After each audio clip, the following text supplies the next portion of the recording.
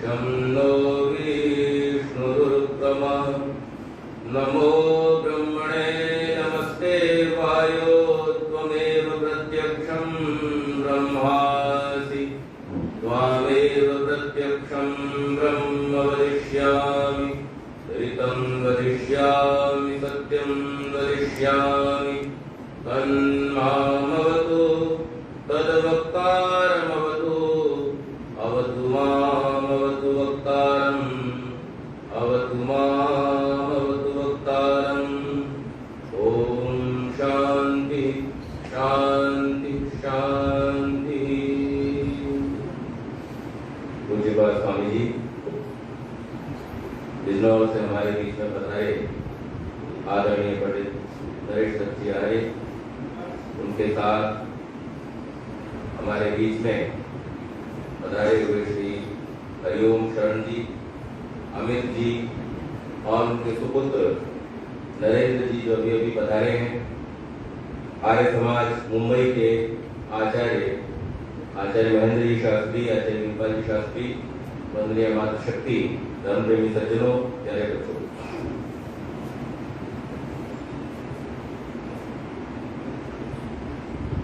आज हम सभी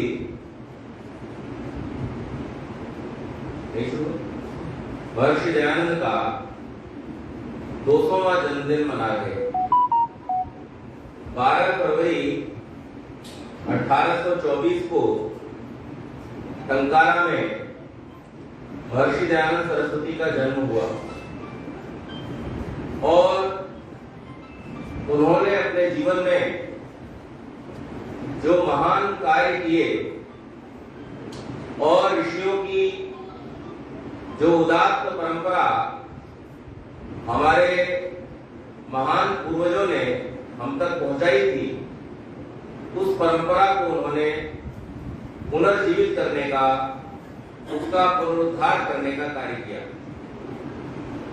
आज उनके जन्मदिन के अवसर पर हम सभी लोग उनको स्मरण करते हुए, जैसे भी आदरणीय पंडित जी कह रहे थे कि कार्यों से कर्ता का ज्ञान होता है, तो ऋषि दयानंद के कृतित्व को, उनके कार्यों को हम जाने, उसके महत्व को समझने का प्रयास करें और उससे अपने जीवन में प्रेरणा लें। क्योंकि ज्यादातर तो महापुरुषों को हमने भगवान बनाई दिया और अपना पल्ला झाड़ दिया। रामचंद्र जी पूरा जीवन एक पवित्र आचरण को धारण करके, पवित्र व्रत को धारण करके, राजकुमार होते हुए 14 वर्षों तक तपस्वी के वेश में अनेक कष्टों को उठाते हुए धर्म में तत्पर रहे और अपने जीवन को व्यतीत किया। भारतवर्ष का एक सुंदर साम्राज्य उन्होंने संचालित किया।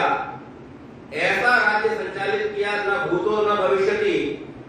ये महर्षि वाल्मीकि लिखते हैं कि श्री राम का राज्य ऐसा था जैसे स्वयं प्रजापिता ब्रह्मा अपनी प्रजाओं को पालते हैं। यानी उनसे पहले तक कोई ऐसा राजा नहीं था जिसके राज्य की उपमा श्री राम के राज्य को दी जा सके, और श्री राम के बाद में स्वराज्य का, सुराज्य का पर्यायवाची शब्द ही राम राज्य बन गया। ऐसा महान पुरुषार्थ जिस व्यक्ति ने अपने जीवन में किया, हमने भगवान से लीला कर रहे, हम कैसे कर ले? प्रयास भी नहीं करते कि हम उनके आसपास पहुंचने का, उनके चरित्र को अपने जीवन में धारण करने का प्रयत्न करें। मर्यादा पुरुषोत्तम राम के बाद श्री कृष्ण एक ऐसे दूसरे व्यक्ति जिन्हें पूरा भारत नहीं बल्कि पूरा विश्व पूजता है, श्री राम की ही तरह अपने जीवन में जन्म से लेकर कष्ट ही कष्ट उठाए और इतना बड़ा कार्य उन्होंने किया कि जब उनके जीवन चरित्र को हम पढ़ते हैं, और मैंने ये पिछले जो 7 वर्षों की हमारी 13 सत्रों की यात्रा है, इसमें एक पूरा सत्र श्री राम के और एक सत्र पूरा श्री कृष्ण के जीवन के विषय में किया कि जिन्होंने अपने पूरे जीवन में इतना पुरुषार्थ, इतना त्याग, इतना तप किया और स्वयं का चरित्र इतना उज्जवल है कि उन्होंने अपने पूरे जीवन में कभी कोई गलत कार्य किया हुआ ऐसा दिखाई नहीं देता। उस योगेश्वर को, उस तपस्वी को भी हमने क्या किया, भगवान बना करके कह दिया कि वो तो भगवान से लीला कर रहे थे, हम उनके जैसे कैसे हो जाए। और इसी प्रकार से देश में अनेक अन्य महापुरुष हुए, उनके साथ तो इतना बड़ा अन्याय किया गया। गौतम बुद्ध और महावीर जो इतने बड़े तपस्वी योगी थे, उनके नाम पे लोगों ने अपने मत ही चला लिए और उनके नाम से गलत शिक्षाओं का प्रचार किया, जबकि उनकी शिक्षाओं को आज भी अगर हम देखें जो पुराने लेख हैं उसमें पता चलता है कि वो वेद की ही शिक्षाओं का प्रचार प्रसार किया करते थे। और उन्होंने कभी भी इस बात को नहीं कहा कि वेद को छोड़ दो, लेकिन आज उनके नाम पर अनेक अनर्गल प्रलाप किए जाते हैं। उन्हें भी क्या किया, भगवान बना करके उनके लिए भी कह दिया वो भी भगवान जैसा, हम उनके जैसे कैसे हो जाएंगे, न उनके जैसा योग न उनके जैसा तप। लेकिन इन सबको महिमा मंडित करने के लिए इस देश को जिसने तैयार किया, परमेश्वर की एक ऐसी कृपा और उनकी अपनी इच्छा ऐसी थी कि हे आर्यों, तुम मुझे भगवान मत बनाने की गलती करना। और आज कम से कम हमारे बीच में मनुष्य के रूप में एक ऐसा चरित्र मौजूद है जिसे अगर हम अपने जीवन में अपनाने का प्रयास करें तो हमारा जीवन बहुत उज्जवल हो सकता है, और वो चरित्र है महर्षि दयानंद सरस्वती। महर्षि दयानंद सरस्वती का जीवन कैसा था और उन्होंने देश के लिए, पूरी मानवता के लिए क्या किया, उसे आज हम जानने का प्रयास करेंगे। महर्षि दयानंद सरस्वती ने, आप लोग बहुत सारी बातें अक्सर सुनते रहते हैं और इतिहासकारों ने थोड़ा सा पुरुषार्थ जो अब ज्यादा हो गया, उस समय में थोड़ा कम हुआ, लेकिन उस पुरुषार्थ को भी हम किसी भी प्रकार से निम्न नहीं मानते, वो भी उत्तम पुरुषार्थ था। लेकिन वहां पर हमें घटनाएं इस प्रकार की सुनाई देती हैं, जैसे भी आदरणीय पंडित जी बतला रहे थे कि जब 1860 में स्वामी जी विरजानंद जी से मिले तो इस प्रकार की घटना हो गई कि आए और उन्होंने कहा इस प्रकार से, लेकिन उससे पहले का 4 वर्ष का इतिहास स्वामी जी का नहीं मिलता। न स्वामी जी ने स्वयं लिखा और न ही किसी इतिहासकार ने अभी तक प्रयास किया, लेकिन कुछ लोगों ने प्रयास किया। और आपको जानकर के प्रसन्नता होगी कि ये 200वें जन्मदिन का जो कार्यक्रम टंकारा में मनाया जा रहा है, कल वहां पर स्वामी रामदेव जी भी उपस्थित थे और उनके ही हाथों से उस फिल्म का लोकार्पण किया गया जो स्वामी जी के जीवन पर बनी है, और फिल्म का नाम है 1857 की गाथा। महर्षि दयानंद के जीवन पर वो फिल्म बनाई गई है। 1856 से लेकर के 1860 तक महर्षि दयानंद के जीवन का जो कार्य है वो किसी को पता नहीं चलता, क्योंकि उन्होंने इसका कहीं उल्लेख नहीं किया। लेकिन उस समय के जो लोग थे, उन लोगों ने इसको उद्धृत किया और फिर हमारे वर्तमान इतिहासकारों ने उसको जगह जगह से पता लगाया कि आखिरकार स्वामी जी उस समय थे कहां, क्योंकि एक ऐसा मेधावी व्यक्तित्व जिसने अपने बाल्यकाल में ही पिता से बगावत कर दी, किस बात के लिए, विचारों की स्वतंत्रता के लिए। क्या वो व्यक्ति अपने राष्ट्र को स्वतंत्र देख सकता था? नहीं देख सकता था। तो आखिर 5 वर्ष स्वामी जी अपनी युवावस्था में थे कहां, जब इसका पता लगाया गया, पता चला कि ये जो 1857 की क्रांति हुई, इसके वास्तविक सूत्रधार महर्षि दयानंद सरस्वती। और महर्षि दयानंद को ये प्रेरणा कहां से मिली? जब इसका पता किया गया तो पता चला कि गुरुवर जो विरजानंद थे, उस समय उनकी आयु 79 वर्ष की थी, और गुरुवर विरजानंद के गुरुजी स्वामी पूर्णानंद जी भी उस समय जिंदा थे। उनकी आयु कितनी थी? उनकी आयु थी 129 वर्ष। 129 वर्ष। और इसका इतिहास कहां मिलता है कि जब प्लासी का युद्ध हुआ 1757 में, उस समय पूर्णानंद जी जीवित थे और उनकी आयु थी उस समय 29 वर्ष। तो पूर्णानंद जी 1757 में 29 वर्ष के थे, तो 1857 में कितने हो गए? 129 वर्ष के थे। और सौभाग्य ये था इस देश का और महर्षि दयानंद का कि उस समय पूर्णानंद जी के गुरु जिंदा थे जिनका नाम था स्वामी अमृतानंद, और उस समय उनकी आयु थी 160 वर्ष। और 160 वर्ष की आयु का अर्थ उनका जन्म हुआ था 1697 में, और 1697 में जन्मे हुए वो स्वामी जी उस समय के थे जब औरंगजेब का राज इस देश में हुआ था। वो उस समय के इतिहास के साक्षी थे। उनको पता था कि किस प्रकार के अत्याचार मुगलों और अंग्रेजों ने इस देश की जनता के ऊपर किए हैं, और इसलिए जैसे एक पिता अपने पुत्र को जब अपने परिवार का इतिहास बताता है तो पुत्र को किसी पुस्तक में पढ़ने की आवश्यकता नहीं होती है। ऋषि दयानंद ने अपने परदादा, अपने दादा और अपने गुरु से इस इतिहास को साक्षात किया था, और इसलिए ऋषि दयानंद के हृदय में आजादी के लिए एक ऐसी ज्वाला भड़कती थी कि वो कभी भी किसी से किसी प्रकार का समझौता करने को तैयार नहीं थे। उस राज्य में जब अंग्रेजों की तूती बोला करती थी, अंग्रेजों के विरुद्ध बोलने वाले लोगों को फांसी पर लटका दिया जाता था, उस समय ऋषि दयानंद कहते हैं चाहे विदेश की राजा पिता के समान स्नेह करने वाला ही क्यों न हो, लेकिन फिर भी स्वराज्य ही सर्वोपरि उत्तम होता है, स्वदेशी राज्य ही सर्वोपरि उत्तम होता है। इस घोषणा को करने का साहस अगर महर्षि के अंदर था तो वो इसलिए था क्योंकि उनके अंदर वो ज्वाला झलकती थी, उनके अंदर उस इतिहास की जो कड़वाहट थी, उनके अंदर उस इतिहास की यात्राओं से भारतवर्ष का जो कराता हुआ स्वरूप उन्होंने देखा था, वो उनके मन के अंदर उस समय मचलता था, और इसलिए वो किसी भी तरह से ये चाहते थे कि इस देश को तुरंत स्वतंत्र किया जाए और यहाँ पर स्वराज्य और स्वसंस्कृति की स्थापना की। तो आज अगर हम यहाँ बैठ करके इस बात की चर्चा कर रहे हैं, आज अगर हम बैठ करके आर्य समाज के भवनों में और हमारे भारतवर्ष में अभी जो एक बहुत बड़ी घटना हुई कि श्री राम का मंदिर स्थापित हो रहा है अयोध्या में, इस प्रकार के कार्यों को अगर आज हम प्रत्यक्ष कर पा रहे हैं तो इसके पीछे अगर कोई एक व्यक्ति, और मैं बड़ी जिम्मेदारी के साथ कहता हूं, अगर कोई एक व्यक्ति है तो उसका नाम महर्षि दयानंद सरस्वती। अगर महर्षि ने वो ज्वाला उस समय लोगों के हृदय में न जलाई होती, ये ज्वाला कोई सामान्य ज्वाला नहीं थी, इसका बड़ा विरोध किया गया।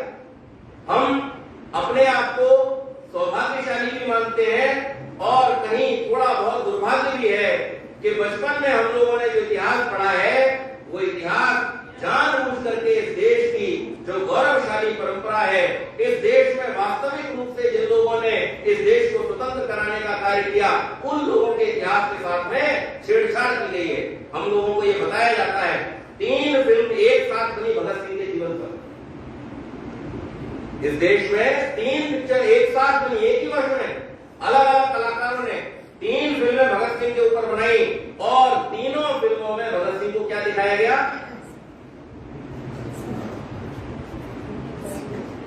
नहीं, सिख तो वो थे ही, उनको दिखाया गया कि वो कैसे थे? नास्तिक थे, और कैसे थे? एक शब्द आजकल प्रयोग करते हैं ना, तो बोलो क्या? वामपंथी थे। ये दिखाने का प्रयास किया गया उन फिल्मों में। लेकिन आपको मैं सरदार भगत सिंह के जीवन की घटना बताता हूं। सरदार भगत सिंह के दादा का नाम था सरदार अर्जुन सिंह, और सरदार अर्जुन सिंह जो थे वो प्रतिदिन यज्ञ किया करते थे महर्षि दयानंद से, और आर्य समाज से बहुत प्रभावित थे, आर्य समाजी थे, और प्रतिदिन वो यज्ञ किया करते थे। एक दिन वो एक स्थान पर गए हुए थे, वहां पर यशपाल जी जो इनके मित्र थे, इनके भगत सिंह के साथी थे, क्रांतिकारी थे, क्रांतिकारी यशपाल अपने कमरे में आते हैं और बैठ करके मेज पे कुछ लिख रहे थे। उनका पैर जो था वो किसी चीज पे रखा हुआ था, इन्हें भी थोड़ा सा आराम सा मिलने लगा, इन्होंने अपने पैर को उसके ऊपर टिका दिया, टिका करके लिखने लगे। थोड़ी देर में सरदार अर्जुन सिंह जी उस कमरे में घुसते हैं और घुस करके गरजते हुए डांटते हैं उनको, ये क्या कर रहे हो, देखते रहिए नीचे हवलकुंड रखा हुआ। इस बात का जिक्र स्वयं भगत सिंह ने किया है। वो कहते हैं देखते रहिए, यशपाल ने किया है, यशपाल ने इस बात का स्वयं जिक्र किया है। वो कहते हैं देखते रहिए नीचे हवलकुंड रखा हुआ है। उन्होंने नीचे देखा, तुरंत हाथ जोड़े, माफी मांगी, और माफी मांग करके यशपाल जी इस बात को लिखते हुए क्या कहते हैं, मैं उस समय तो कुछ नहीं बोला, लेकिन जब मैंने भगत सिंह से बात की तो भगत सिंह ने मुझे बताया, अरे तुमको पता नहीं, मेरे दादाजी तो पक्के आर्य समाजी हैं,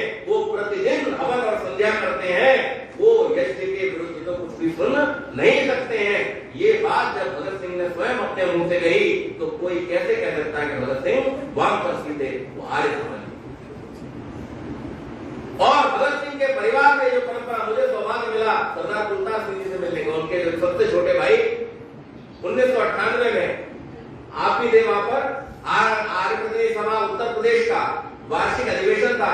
मैं वहां पर अपने जिले के प्रतिनिधि के रूप में गया हुआ था। उस समय में वहां पर कुलतार सिंह जी आए हुए थे और उनका मैंने साक्षात दर्शन किया। हम दोनों एक ही मंच पर थे। ऐसा परिवार उसको जानबूझ करके, क्यों? क्योंकि क्रेडिट केवल एक आदमी को देना। किसको? दे दी हमें आजादी बिना खड़ग बिना ढाल, है जी? ये बहुत बड़ा अन्याय हमारे साथ हो। लेकिन सत्य कभी छुपता नहीं। सत्य को ढांकने की कोशिश की जाती है, लेकिन जैसे बादलों को चीरता हुआ सूर्य का प्रकाश हमें धरती तक मिल ही जाता है, इसी प्रकार से कितने भी आवरण डाल दो, एक न एक दिन सत्य अनावृत हो ही जाता है। और आज वो समय हमें उपस्थित हुआ। ये सौभाग्य का विषय है कि आज वो समय उपस्थित हुआ जब ये सारा का सारा इतिहास प्रामाणिक तथ्यों के साथ में हमारे सामने, हमारे बहुत सारे मित्रजन, बहुत सारे उद्योगी जन, बहुत सारे पुरुषार्थी जन इस कार्य को आज बड़े कार्य के रूप में कर रहे हैं। समाज तो उस समय का एक गौरवशाली इतिहास हमको बतलाता है कि महर्षि दयानंद का कितना बड़ा पुरुषार्थ था। हम लोगों ने अक्सर एक बात सुनी है कि स्वामी श्रद्धानंद जी को बुलाया गया था जामा मस्जिद, और जामा मस्जिद के मिंबर से उन्होंने तुम हिना पिता वसो तुम माता शरत तो बहुविता इस मंत्र के साथ में वो अपने व्याख्यानों को शुरू किया करते थे।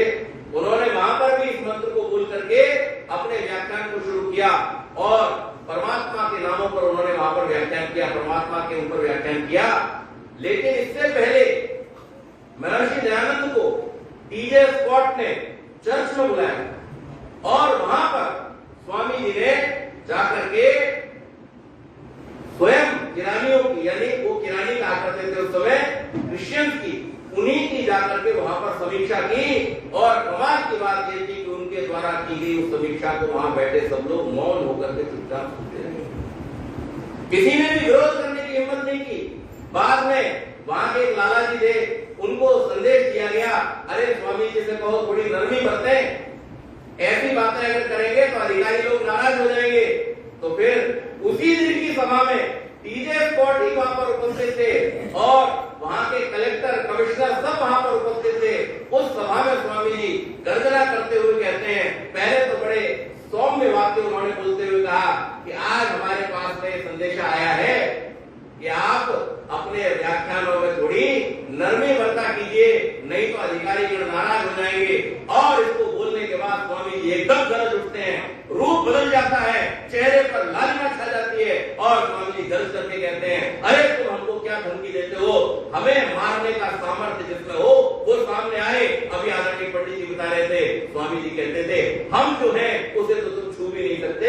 मैं तो नश्वर होने वाला शरीर नहीं हूं, मैं तो अनश्वर आत्मा हूं, तुम मुझे क्या मारोगे? तुम मुझे कहते हो कि मैं सत्य को छोड़ दूं, अरे तुम मेरे शरीर के टुकड़े टुकड़े भी कर दोगे तो भी मैं कभी सत्य का साथ छोड़ नहीं सकता। ऐसा अद्भुत व्यक्तित्व महर्षि दयानंद सरस्वती का। और उस समय जब उन्होंने इस देश को देखा, इस देश की जनता को देखा, तो उन्होंने क्या देखा? आज जैसा माहौल नहीं था। आज तो आप स्वतंत्र है, बहुत कुछ बोल सकते हैं, और अब तो आपको संविधान में भी क्या मिला हुआ है? अभिव्यक्ति की आजादी, अभिव्यक्ति की स्वतंत्रता मिली हुई है, freedom of speech, freedom of expression मिला हुआ है। लेकिन उस समय ऐसा नहीं था।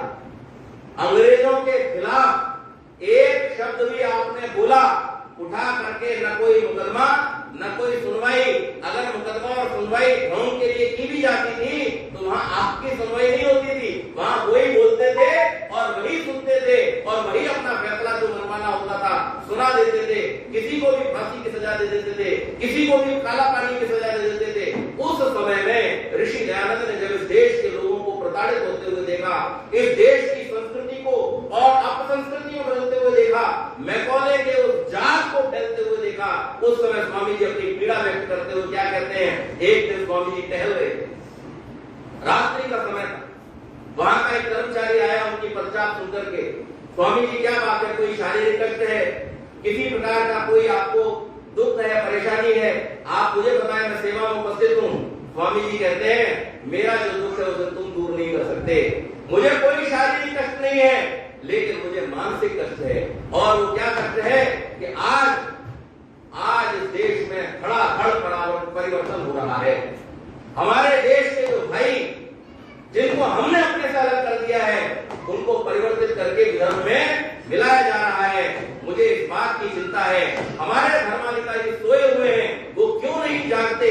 हमारी संस्कृति को अपसंस्कृति में बदला जा रहा है, हमारे लोगों को अनेक उल्टी सीधी बातें सिखाई जा रही हैं, हमारे महापुरुषों के बारे में दुष्प्रचार किया जा रहा है। इन सबको रोकने का उपाय कैसे करूं, ये चिंता मुझे सोने नहीं देती। और स्वामी जी ने इसके लिए ही इतने ग्रंथों का प्रणयन किया। आज अगर हम ऋषि दयानंद के ग्रंथों पर दृष्टि डालें,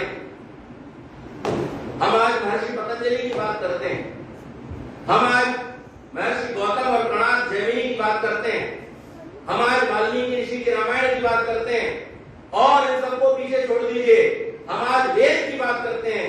वेद के नाम पर ही इतनी अलग बातें इस देश में प्रचलित हो चुकी थी। और ये केवल ऐसा नहीं है कि वो किसी और नाम से उनको करते थे, वेद के ही नाम से करते थे, और लोगों ने इस बात को मान लिया था कि यही बात ठीक है। क्या कहना शुरू कर दिया था? वेद की हिंसा हिंसा न भवति। कि वेद में जिस हिंसा की बात कही गई है, जब पूछा गया कि भाई ईश्वर की वाणी वेद है, इसमें ऐसी बातें कैसे हो सकती हैं कि आप पशु बलि आदि दें, तो क्या कहते हैं? वेद की हिंसा हिंसा न भवति। अगर वेद में लिखा है किसी को मार करके अग्नि में डालने का या बलि देने का, तो फिर वो किसी प्रकार की हिंसा नहीं है। आज अगर हम वेद को बचाए भी होते तो हम किस रूप में होते? आज अगर संपूर्ण विश्व को वेद के इस स्वरूप जिसमें ज्ञान और विज्ञान का आधार भंडार है, अगर इस पूरे विश्व को उसके सामने झुकाने का और सारे विश्व के सामने उसका प्रचार करने का अगर श्रेय जाता है, तो केवल और केवल एक व्यक्ति को जाता है, जिसका नाम महर्षि दयानंद सरस्वती। हम वेदों को भी नहीं जान सकते थे, वेदों के रहस्यों को भी नहीं जान सकते थे। आज हम जिन सिद्धांतों को लेकर अपने जीवन को उन्नतिशील बना रहे हैं, ये आर्य जाति जो आर्य नाम ही खो बैठी थी, इसके तो जाने कौन कौन से नाम रख दिए गए थे, लेकिन इस आर्य जाति का गौरव अगर फिर से किसी ने जगाया तो वो महर्षि दयानंद थे। और न केवल इतना, सत्यार्थ प्रकाश में स्वामी जी कितनी बड़ी बात लिखते हैं। जब स्वामी जी से पूछा गया मुक्ति क्या है, स्वामी जी आप कहते हो मनुष्य जीवन का लक्ष्य मुक्ति है, लेकिन जरा बताते भी तो जाओ मुक्ति क्या है। स्वामी जी कहते हैं मुक्ति का अर्थ है छूट जाना। कितना सरल अर्थ कर दिया। मुक्ति का अर्थ क्या है? छूट जाना। किससे छूट जाना? अरे जिससे छूट जाना चाहते हैं। किससे छूटना चाहते हैं? दुख से छूटना चाहते हैं। छूट करके क्या प्राप्त करेंगे?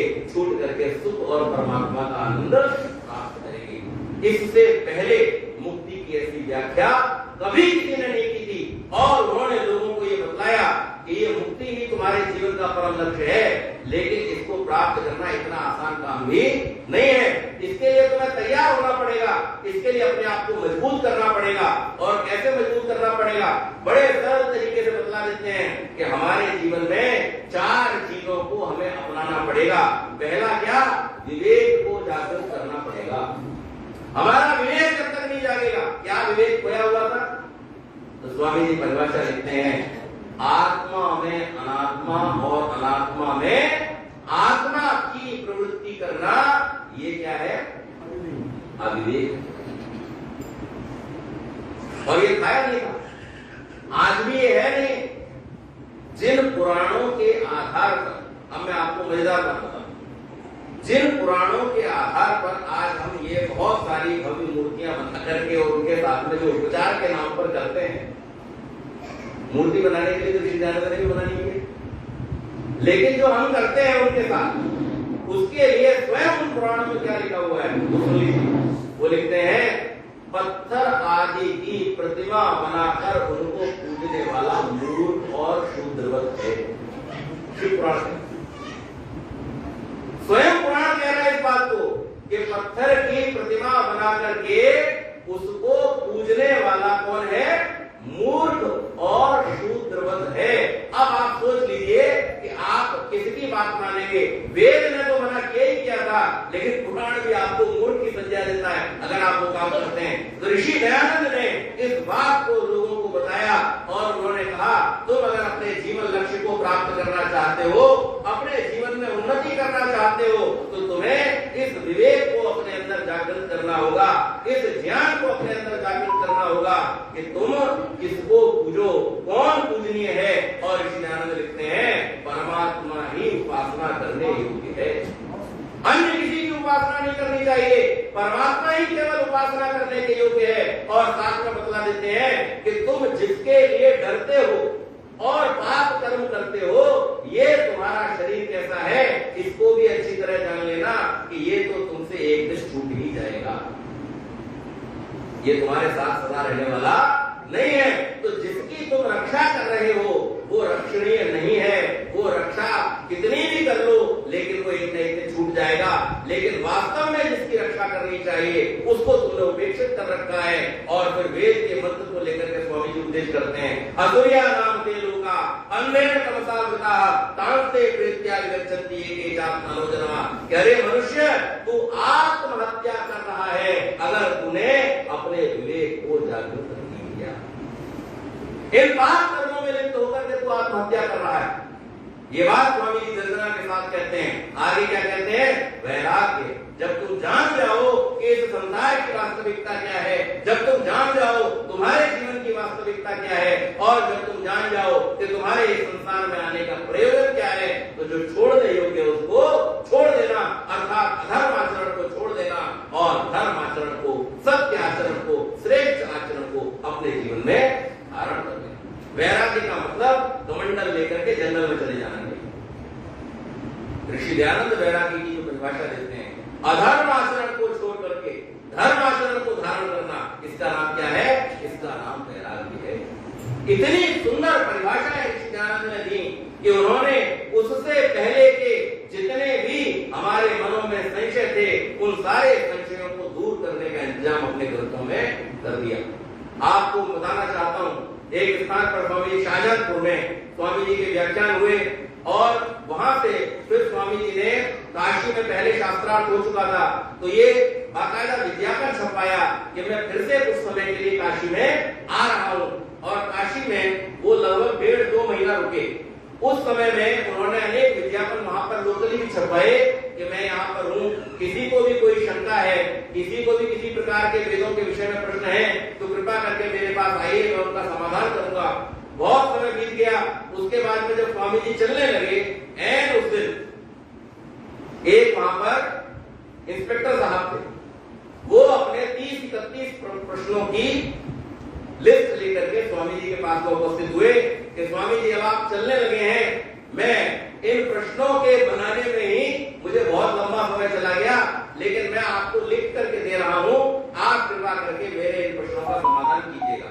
और उसके लिए उन प्रश्नों के उत्तर देने के लिए स्वामी जी ने एक पुस्तक लिखी जिसका नाम है, आपने शायद ही किसी ने सुना होगा, आचार्य लोगों ने सुना होगा, ब्रह्मोच्छेदन। ब्रह्मोच्छेदन स्वामी जी ने एक पुस्तक लिखी है और ब्रह्मोच्छेदन में ऐसे अनेक प्रकार के जो लोगों के मन में शंकाएं थी उनका समाधान स्वामी जी ने किया। तो स्वामी जी ने एक ऐसा स्वरूप रखा, क्या कहते हैं, अधर्म आचरण को छोड़ करके धर्म आचरण में प्रवृत्त हो जाना वैराग्य है। और उसके बाद में कहा तुम्हारे पास में एक संपत्ति है जिसका नाम है षटक संपत्ति। वो संपत्ति तुम्हारी संपत्ति नहीं है जो कागज पे लिखी हुई है कि ये जमीन के इतने 50 बाई 50 के प्लॉट पर नागेश शर्मा का नाम लिखा है, तो नागेश शर्मा की संपत्ति, वो तो इधर ही रहने वाली है, चाहे कितना ही नाम लिख लो, स्याही पे नाम लिख लो, गाड़ के नाम लिख लो, मेटल से नाम लिख लो, कितना भी लिख लो, ये संपत्ति तो इधर ही रहने वाली है। लेकिन स्वामी जी संपत्ति बताते हैं हमें, मनुष्य की असली संपत्ति क्या कहते हैं? श्रम, दम, उपरति, तितिक्षा, श्रद्धा और समाधान। इसको उन्होंने षटक संपत्ति के नाम से समझाया। ये बात तो ऋषियों की कही हुई थी लेकिन हम इसको भूले हुए थे। स्वामी जी कहते हैं अगर तुम मुक्त होना चाहते हो, अपने सब दुखों से छूटना चाहते हो, तो तुम्हें ये करना पड़ेगा। क्या करना पड़ेगा? अधर्म से धर्म में आना पड़ेगा। और अधर्म की ओर ले जाने वाली जो तुम्हारी इंद्रियां हैं, इंद्रियों का जो दास बन गया। मेरे अभी मैं एक अपना काम कर रहा था मोबाइल पर, तो काम करते करते एक वीडियो सामने आया, मुझे बड़ा अच्छा लगा। एक सज्जन एक कॉन्फ्रेंस को संबोधित कर रहे थे और उन्होंने एक रूपक प्रस्तुत किया। वो क्या कहते हैं, आइए हम महाभारत को समझें। और महाभारत को उन्होंने कैसे समझाया? वो कहते हैं कि महाभारत में जो धृतराष्ट्र है वो हमारा दिमाग है, और दिमाग कैसा होता है? अंधा। दिमाग कुछ देखता नहीं, दिमाग दूसरों पे डिपेंड है, इंद्रियों पर डिपेंड है। तो हमारा दिमाग क्या है? धृतराष्ट्र है। और धृतराष्ट्र के 100 पुत्र कौन है? हमारे मन में उठने वाले सैकड़ों नेगेटिव विचार, जो उल्टे सीधे विचार हमारे मन में उठते रहते हैं, उन विचारों का नाम क्या है? उन विचारों का नाम है कौरव। धृतराष्ट्र के 100 पुत्र दुर्योधन आदि, और इनके लिए जो योद्धा है वो कौन है? हमारी इंद्रियां। वो कौन है? 5 पांडव। और इन 5 पांडवों के साथ में कौन है? द्रौपदी। द्रौपदी क्या है? द्रौपदी लक्ष्य का प्रतीक है। जब तक आपकी इंद्रियां किसी लक्ष्य की ओर नहीं होंगी, तब तक निश्चित मान लेना कि वो आपको गर्भ में ही ले जाने वाली होंगी। आपके समस्त जो नकारात्मक विचार हैं, नकारात्मक प्रवृत्तियां हैं, उन प्रवृत्तियों को लाने वाली भी कौन है? आपकी इंद्रियां हैं। और उनसे आपको छुड़ाने वाली भी कौन है? आपकी इंद्रियां हैं। लेकिन जब इंद्रियों को कोई लक्ष्य मिल जाता है, तो जैसे द्रौपदी ने एक लक्ष्य दे दिया था पांडवों को कि दुश्शासन की छाती का लहू और दुर्योधन की जंघा, इनकी जब तक मृत्यु नहीं हो जाती तब तक मैं अपने बालों को बांधूंगी नहीं। ये लक्ष्य जो द्रौपदी ने दे रखा था, इसके लिए पांडव 100 के 100 कौरव और भारतीयों की सेना का सफाया कर देते हैं। और इसके बाद में कृष्ण कौन है? कृष्ण कौन है? कृष्ण तो सारथी। और वेद क्या कह रहा है? सुसारथी। कौन? हमारा मन। ये हमारा मन जब शिव संकल्प वाला हो जाता है तो ये सारथी बन जाता है। और जैसे कृष्ण अर्जुन को लेकर के, हमारी इंद्रियों को, हमारे दृष्टा को लेकर के जब चलते हैं, तो वो उसको युद्ध में विजय प्राप्त कराते हैं। इसी प्रकार से हमारा जो शिव संकल्पों वाला मन है, वो जीवन में अनेक प्रकार की नकारात्मक प्रवृत्तियों से हमको विजयी कर देता है। ये हमारे जीवन में चलने वाला प्रतिदिन का महाभारत है। तो वो क्या कहते हैं? दम अर्थात इन इंद्रियों को वश में करना, अधर्म से छुड़ा करके धर्म के मार्ग पर लाना, गलत से छुड़ा करके सही पर लेकर के आना, दुरितों से छुड़ा करके और सद्गुणों पर लेकर के आना, ये है हमारा दम। और उसके बाद है उपरति। उपरति क्या है? उपरति है जो लोग आपको दुष्कर्मों में प्रवृत्त करते हैं। कितना सुंदर बतला दिया ऋषि दयानंद ने। आज हमारे बहुत सारे माता पिता इस बात से परेशान हैं कि उनके बच्चे बिगड़ रहे हैं, उनको कंट्रोल कैसे करें? उपरति इसका उपाय क्या लिख रहे हैं ऋषि दयानंद? उपरति का अर्थ, जो मित्र आपको दुर्व्यसनों में प्रवृत्त करते हैं, अपने साथ लेकर के जाते हैं, ऐसे दोस्तों से दूरी बनाना। उपरति का अर्थ क्या है? जो दुर्व्यसनों में ले जाने वाले। आजकल देखे ना आपने, बहुत तरह के दोस्त हैं। चल दारू पी के आते हैं, है ना? ऐसे चल सुट्टा मार के आते हैं। ऐसे शब्द प्रयोग होते हैं स्वामी जी, ये मेरे शब्द नहीं है, मुंबई में प्रयोग होते हैं। और मैं देखता हूँ हमारे यहाँ सोसाइटी के बाहर जरा से बच्चे, हमारे पसून की उम्र के बच्चे जो है, वो सिगरेट पी रहे होते हैं, शराब पी रहे, सब कुछ करते हैं, खुलेआम कर रहे हैं, सड़कों पर कर रहे हैं, कोई रोकने वाला नहीं है। क्यों हुआ ऐसा? क्योंकि उनको उनके माता पिता ने कुसंगति से बचाया नहीं है। ऋषि दयानंद कहते हैं, अगर तुम दुखों से छूटना चाहते हो तो अपने आप को कुसंगति से बचाओ। इसका नाम उपरति दिया। और फिर तितिक्षा। हम उपरति क्यों नहीं कर पाते? क्योंकि हमें इस बात का डर लगता है कि लोग क्या कहेंगे। तो स्वामी जी कहते हैं, तितिक्षा का अर्थ है चाहे कोई कितनी ही निंदा क्यों न करे, कितना ही बुरा क्यों न मान जाए, लेकिन धर्म के मार्ग को कभी छोड़ना नहीं। सदैव अपने सत्य के मार्ग पर चलते रहना, अच्छे कार्यों को करते रहना, दुष्ट लोगों की संगति में, चाहे वो कितना ही बुरा क्यों न मान जाए, उनकी संगति में कभी जाना नहीं। और फिर क्या कहते हैं? 5वीं बात बतलाते हुए स्वामी जी कहते हैं श्रद्धा। श्रद्धा का अर्थ ये नहीं कि कोई कुछ नहीं बोलते सत्य वचन महाराज। स्वामी जी शब्द देखिए क्या लिख करके दे रहे हैं। वेद के जो विद्वान हैं, जो वेदों के मंतव्यों का उपदेश करने वाले विद्वान हैं, केवल और केवल उनकी बातों को मानना और उनके उपदेश के अनुसार अपने जीवन को बनाना, इसका नाम श्रद्धा है।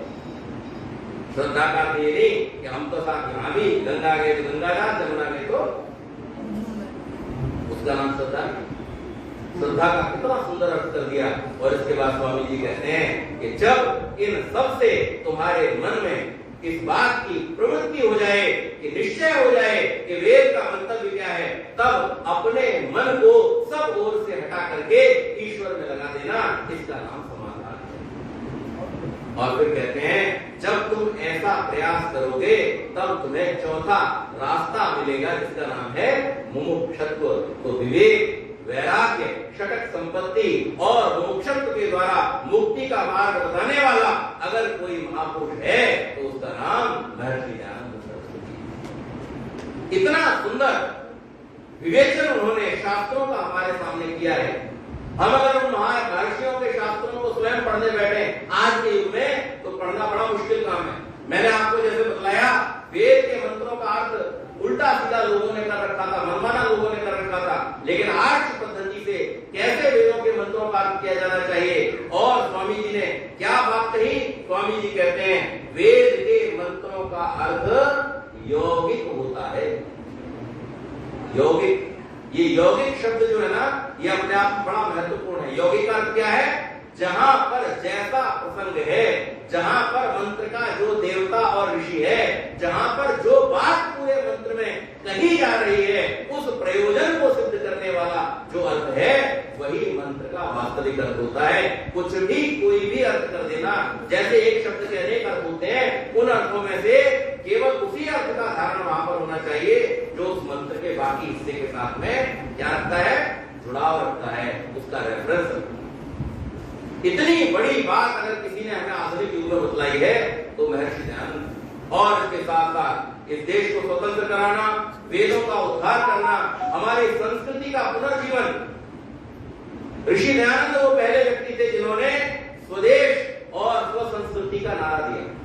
उसके बाद के जितने भी क्रांतिकारी हुए उन सबने ऋषि दयानंद के उस वाक्य को अपने वाक्यों में, अपने साहित्य में अपनाया है। और अनेकों ने इस बात की स्पष्ट घोषणा की है, चाहे वो स्वतंत्र वीर सावरकर हो, चाहे वो लोकमान्य बाल गंगाधर तिलक हो, चाहे वो दादा भाई नौरोजी हो, इन सब लोगों ने ऋषि दयानंद के इस बात को स्वीकार किया है कि अगर आधुनिक युग में किसी व्यक्ति ने स्वराज्य के प्रति, स्वदेश के प्रति और स्वदेशी के प्रति सच्चा स्वाभिमान जगाने का कार्य किया तो वो महर्षि दयानंद सरस्वती।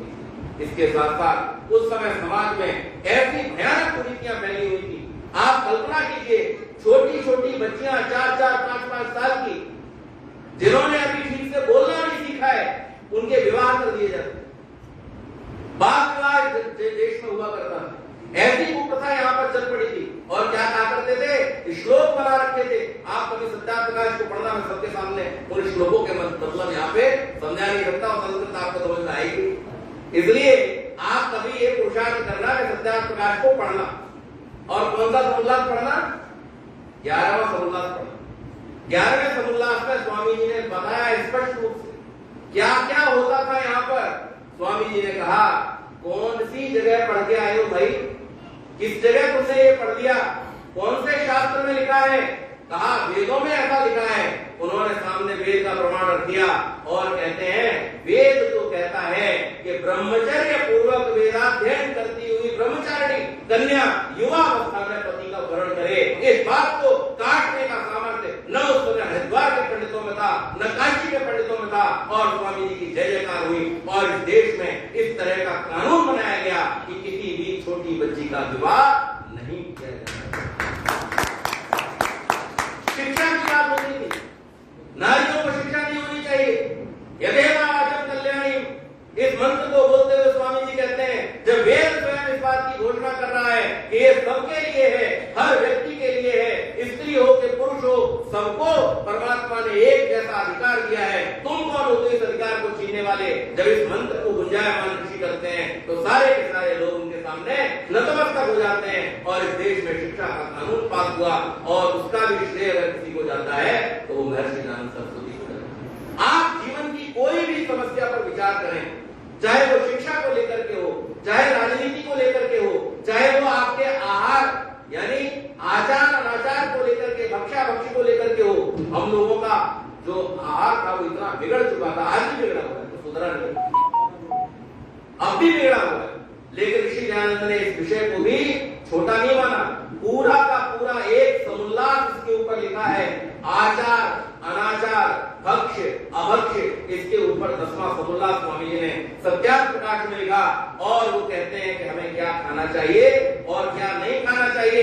इतना ही नहीं, आप जो खाते हैं उसका क्या प्रभाव आपके ऊपर होता है, आपके शरीर पे क्या प्रभाव होता है और आपके मन पे क्या प्रभाव होता है, और आपके आने वाले जो जीवन है उसमें भी आपको कौन कौन से शरीरों में जाना पड़ेगा, इसकी चर्चा भी 9वें और 10वें समुल्लास में स्वामी जी ने स्पष्ट रूप से कर दी है कि आप कौन से कार्य करने से पशु योनि में जाते हैं, पशुओं में भी घोर अंधकार में योनियों में जाते हैं, और किन कार्यों को करने से आपके कार्यों में दिव्यता आती है, किन कार्यों के करने से आप मनुष्यों में भी 3 प्रकार के, मनुष्य में भी देव भी हैं, मनुष्य भी हैं और अधम भी हैं। अधम में पहुंच जाएंगे, मनुष्य में अर्थात सामान्य में पहुंच जाएंगे और देव योनि में पहुंच जाएंगे।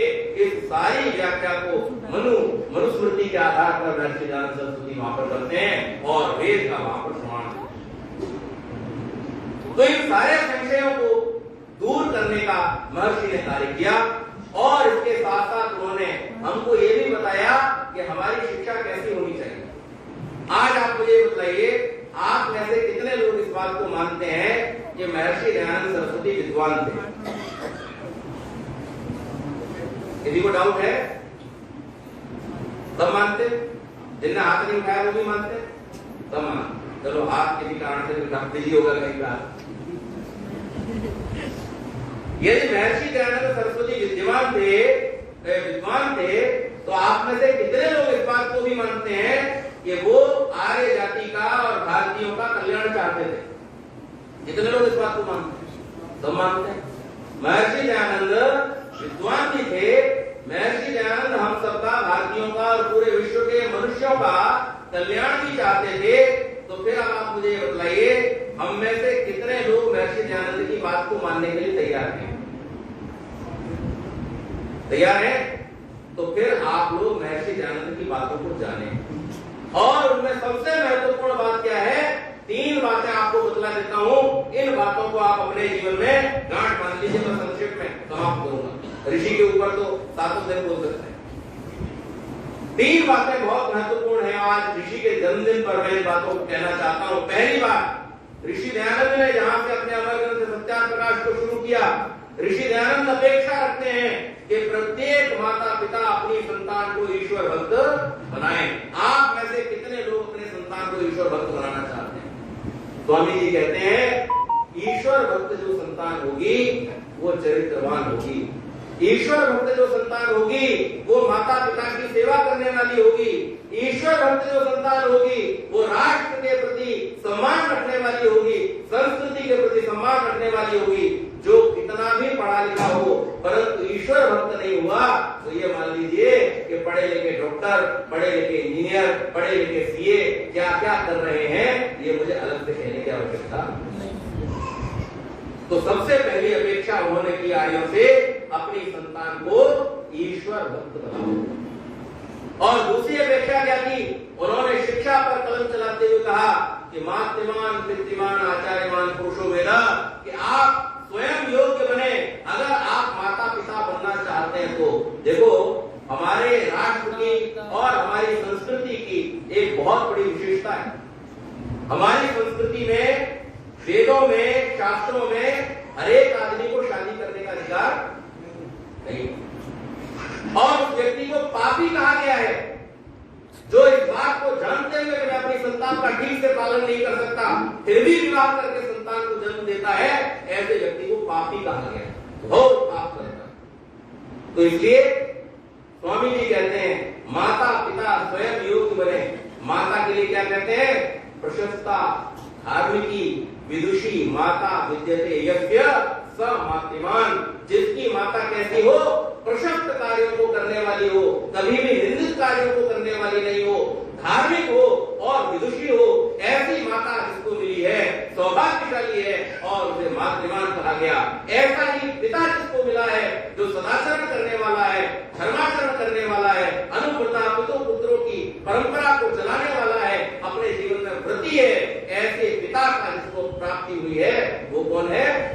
विराजमान है और जो सद्गुणों को धारण कराने वाला, जीवन को कल्याण के मार्ग पर ले जाने वाला और वेदों के, शास्त्रों के रहस्यों को हमें दिलाने वाला आचार्य जिसको मिला है वो आचार्यवान है। तो हर माता पिता का ये कर्तव्य बनता है कि अपनी संतान को स्वयं अच्छे संस्कार दें और साथ ही साथ में योग के शिक्षक और आचार्य से उनका संबंध कराएं, उसके पास लेकर के जाएं, माता पिता की जिम्मेदारी। और तीसरी अपेक्षा क्या रखते हैं स्वामी जी? तीसरी अपेक्षा स्वामी जी रखते हैं कि हम अपनी संतान को राष्ट्रभक्त बनाएं। आज हमारी संतानों के अंदर से राष्ट्रभक्ति समाप्त होती है, देश के प्रति कोई भावना नहीं है, चिंतन नहीं, देश नहीं है, देश के बारे में सोचना भी नहीं चाहते हैं। राष्ट्रीय पर्वों को हमने आज छुट्टी का दिन बना लिया है। उस समय हमारे मन में केवल एक ख्याल होता है कि अगर कहीं सोमवार या शुक्रवार को 15 अगस्त और 26 जनवरी पड़ गया फिर तो ये क्या हो गया, लॉन्ग वीकेंड है, इन 3 दिनों को तो आराम से एंजॉय करें। हम जब छोटे थे हमें याद है प्रत्येक 15 अगस्त और 26 जनवरी को कॉलेज में कंपलसरी जाना होता था गणवेश पहन करके। बहुत अच्छे सांस्कृतिक कार्यक्रम होते थे। हम बचपन से ही, छोटी अवस्था से हमारे पिताजी ने हमको स्टेज पे खड़ा कर दिया था, हम भाषण दिया करते थे और उसके बाद कुछ समय के लिए श्रमदान भी होता था। विद्यालय में ही या विद्यालय के आसपास जो क्यारियां, फूल बगीचे खिले होते थे या अन्य कार्यों में वहां पर श्रमदान कराया जाता था और इससे एक राष्ट्रीय भावना का उदय हम सबके मन में होता था, राष्ट्र के प्रति भावना जागृत होती थी। आज वो भावना बच्चों के अंदर दिखाई। तो मेरे मित्र थे, बड़े थे उम्र में, लेकिन कवि थे, मेरे मित्र थे, एटा के ही। उनकी को 2 पंक्तियां बोलकर के अपनी बात को समाप्त करूंगा कि न भक्ति है न भावना, न मुक्ति की है कामना, न भक्ति है न भावना, न मुक्ति की है कामना, बस यही प्रवृत्ति है नकारना नकारना, नई सदी का जाने कैसा ये नया मिजाज है, राम जाने किस तरफ ये जा रहा समाज है, राम जाने किस तरफ ये जा रहा समाज है। तो हम सब महर्षि दयानंद के आदर्शों पर अपनी संस्थान को चलाएं, स्वयं चलें, वेद को पढ़ें, पढ़ाएं, सुने, सुनाएं और इस वैदिक धर्मी संस्कृति को जो विश्ववारा है, जिसके द्वारा विश्व गुरु का स्थान हमें प्राप्त था, ऋषियों की उस संस्कृति को पुनः धारण करें। और हम सबका सौभाग्य उदय हुआ है, ये एक ऐसा समय है कि इस स्वर्णिम समय का हमें लाभ उठाना चाहिए। जितना अधिक से अधिक हम अपने बच्चों को इस संस्कृति के साथ जोड़ने का प्रयत्न कर सकते हैं हमें करना चाहिए। निश्चित रूप से हम फिर से उसी विश्व गुरु के आसन पर आसीन होंगे। इन्हीं शब्दों के साथ वाणी को विराम।